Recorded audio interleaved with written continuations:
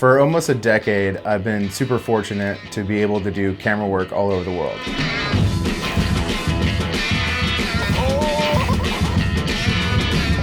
Sometimes we have to tell stories in developing countries where there might be violence or government instability.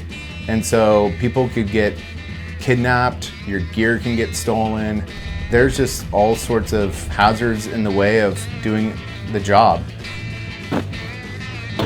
To do this type of work, it's all about being discreet, getting the story and getting out.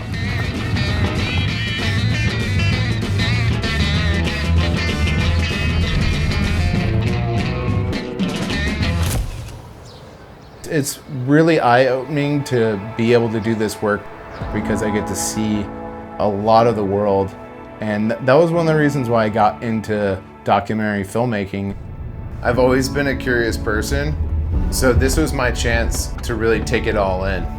Some of the places that I've gone are on the do not travel list. I've been in a lot of crazy situations. I'm happy that I'm alive to tell the story. These type of projects where you're doing things in dangerous places isn't for everyone. I felt a calling to do this type of work. I felt like God really gifted me with this skill to do this stuff. Some of the nonprofits that I've done work for, they don't really have a big budget for video production. A lot of their resources and money goes to the actual mission and causes in the work that they're doing. So when they approach me, they might not have a budget for extra people to come. A lot of times it could be just me going and meeting another producer there, and so I don't have an assistant camera person or PA with me. Because I don't have extra people for help, it makes this work that much harder. And not to mention, the travel can be pretty exhausting. Just got off this 14-hour flight. And then when you get there, you might have to travel even further. In the middle of nowhere on this 8-hour drive. And then sometimes you might have to kick some chickens off your set because they're being a little too loud during an interview.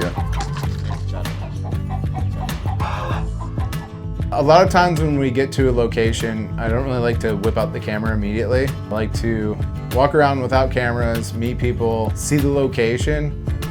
Hello. Bonsoir. Bonsoir. And get them comfortable with who we are before we even bring a camera out. So I think anyone would agree that it's really annoying to have a camera in your face if you don't even know who the person is. I feel like that's super disrespectful and you're not really making a connection with your subject. Not every project is like this, but on jobs like these, for me it's really important to have gear that's super light so you're not scaring people off with a huge camera. The reason being is I don't really like to bring too much attention to what I'm doing. Even when I get into customs, I don't even really bring Pelican cases anymore because it screams cameraman. Sometimes I actually tell people I'm a scientist. Another reason why I like to bring smaller cameras is because it's a little bit more approachable. It's really important to not have your camera gear bog you down. Just be nimble and you can navigate inside the country a lot easier with a smaller video package. So you can focus on safely getting the story and getting out.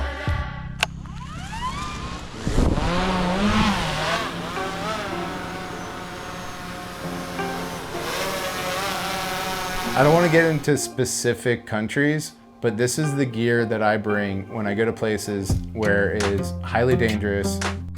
This camera is definitely my go-to. A Sony a7S III. This thing has been through a lot. It's pretty dusty. This camera is 10-bit, so it has really good color depth. It shoots 4K, and it's just a really great high quality camera. It's super compact. It's really easy to use. Another thing that I added onto this camera is this small rig cage and top handle. and this Peak Design side handle as well. It helps me if I'm maybe leaning out of a window, or maybe I might get pushed somewhere. I'm attached to the camera, and so I love that feature. I also pair it with the Sigma 24-70 2.8. What's great about this lens is it's super sharp and it's pretty lightweight for what it's putting out. I also pair this with a Rode mic as well. And then this is the audio kit I use for interviews, the Rode Wireless Pro. With this really high quality Sanken COS 11D. This monitor is Atomos Ninja V, and it's 5 inches. And what's nice about that is I can see a larger picture of what I'm actually filming, and I can kind of film like this, and I don't need to like look down at the monitor. You have a lot more to work with right here. It helps with framing and making sure you're in focus and all that. So this is just a great tool. I wouldn't say it's my favorite camera ever, but it's a tool. Another thing that can be a big bog is having a big tripod. So I use this Peak Design carbon fiber tripod, super light, and I can just throw this in a backpack. So when I was talking about being super discreet, one of them is not bringing Pelican cases. I feel like the Pelican 1510, everyone knows what it is. And when you're in airports or you're on the streets, people are like, hey, nice camera case. So for me, what I've been doing is I've been using a different roller bag. This is a North Face roller bag. And what's nice about this is it's the exact same size as Pelican 1510, except it looks like you're just a traveler. Has everything from the top handle to, roller wheels and everything. This is where my drone, my clothes, and camera accessories go. Along with this, I have a travel kit that I bring that has some essential medicines. One thing I always bring is Imodium, because you never really know what's gonna happen. And then another thing is having a backpack. And so it's a mountaineering backpack from Patagonia. I think it's 32 liters, has a top pouch up here too. You put some stuff like passport and stuff, batteries, whatever, and then you can throw your stuff in here, or you can unzip right here on the backside. This is where my camera, laptop, and really important things like hard drives live.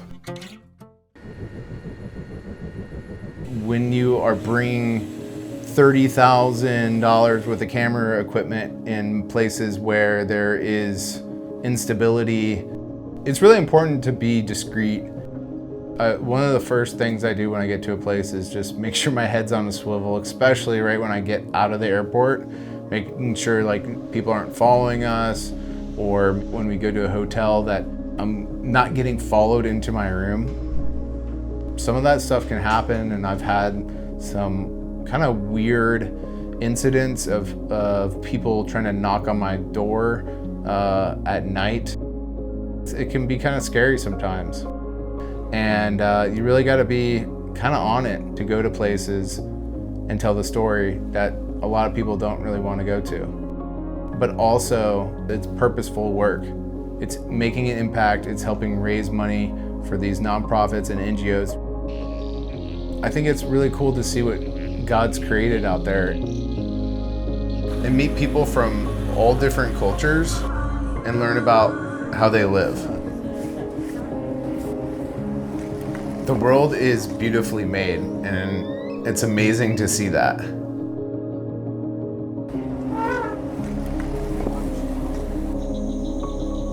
I'm super fortunate to be doing this work.